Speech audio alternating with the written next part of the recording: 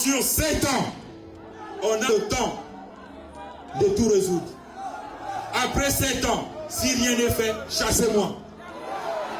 M. Brice Oligui Nguema, qu'on peut affectueusement surnommer à partir de maintenant le président danseur, surprend avec son aisance de danser et de chanter lors de presque tous ses meetings de campagne. Il semble vouloir incarner un style de proximité avec le peuple, une posture très éloignée des codes traditionnels du pouvoir. On connaît comment est-ce que les dirigeants se comportent en Afrique pendant les élections, après les élections. Ce n'est pas une nouveauté pour des personnes éclairées. Mais cette posture du président Brice Oligui Nguema interroge. Est-ce là le reflet d'un président à l'image de son pays? C'est-à-dire un pays où ça ne danse plus que ça ne réfléchit. Et le président aussi se met à danser plus qu'à réfléchir. C'est possible, nous sommes en Afrique, tout est possible. C'est pourquoi d'ailleurs tout ce qui est destiné au divertissement se retrouve déversé en Afrique. Parce que les autres ont tendance à nous prendre pour des gens qui s'amusent plus qu'ils ne travaillent. Où le président Brice Oligui Nguema porte le masque d'un homme politique habile qui connaît parfaitement les ressorts de la société gabonaise.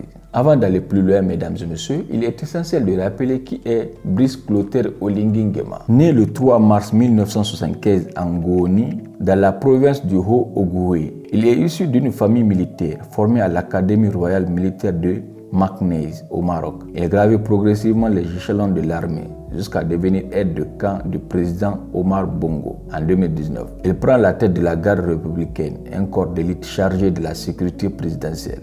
Le 30 août 2023, il accède au pouvoir à la suite d'un coup d'état militaire qui renverse son cousin Ali Bongo Ondimba. Depuis son arrivée, il promet des réformes, des élections libres et une refondation démocratique. Cependant, le contexte reste tendu entre défis économiques persistants, chômage élevé des jeunes et dépendance au pétrole. Des élections sont prévues pour bientôt et Oligui Nguema s'est déclaré candidat face à l'ancien Premier ministre Alain-Claude Billy Baïzé. S'il bénéficie d'une position avantageuse en tant que président de transition, sa popularité reste controversée. Pourquoi cette omniprésence des danses et des chants?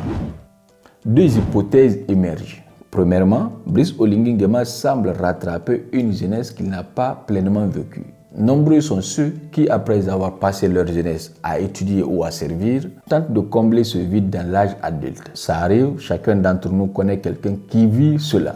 Il a un peu d'argent ou il a un peu de privilèges, il profite. Ce besoin de s'exprimer par la danse ou la chanson pourrait être un exutoire personnel. Mais cela soulève une question. Peut-on concilier le sérieux que requiert la fonction présidentielle, surtout dans un pays en transition, avec une telle désinvolture apparente? Deuxièmement, on y voit une stratégie politique bien pensée. En homme de sérail, M. Oligui Nguema connaît quand même le peuple gabonais, ses émotions, ses attentes.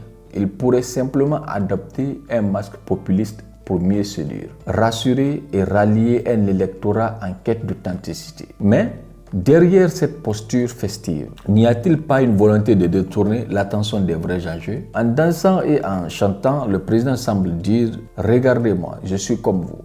Mais au fond, a-t-il besoin des voix du peuple pour se maintenir au pouvoir? Ou se repose-t-il sur un appui plus solide, celui de puissances étrangères, notamment la France, avec qui il entretient une relation stratégique? Un président peut-il danser et gouverner efficacement? La réponse n'est pas automatiquement oui. Il faut d'abord tenir compte de la situation du pays qu'il gouverne. Il faut tenir compte de la mentalité de sa population, mais aussi à condition que la danse ne devienne pas un outil de diversion face aux responsabilités urgentes. Car l'Afrique aujourd'hui n'a plus besoin de dirigeants de spectacle, il faut le reconnaître.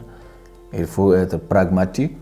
Il faut être sincère, il faut être un véritable guide pour son peuple, positivement, ok? Positivement, parce que danser aussi, on peut être un guide, mais un guide danseur. Et quand on a un guide danseur, c'est obligatoire que la population soit une population danseuse. Et là, c'est très dommage. L'Afrique a besoin de bâtisseurs sérieux, rigoureux et visionnaires. Le Gabon est à un tournant et le président Oligui Nguema devra bientôt montrer un autre visage, celui de l'homme d'État. La campagne festive devra laisser place à l'action concrète. Reste à savoir si ce changement aura effectivement lieu après les élections et surtout s'il est prêt à se dépouiller de son habit de showman pour endosser pleinement celui de chef d'État. Et vous, que pensez-vous de ce style de leadership? Partagez votre avis en commentaire. On se reprend bientôt, très bientôt d'ailleurs, dans une prochaine vidéo.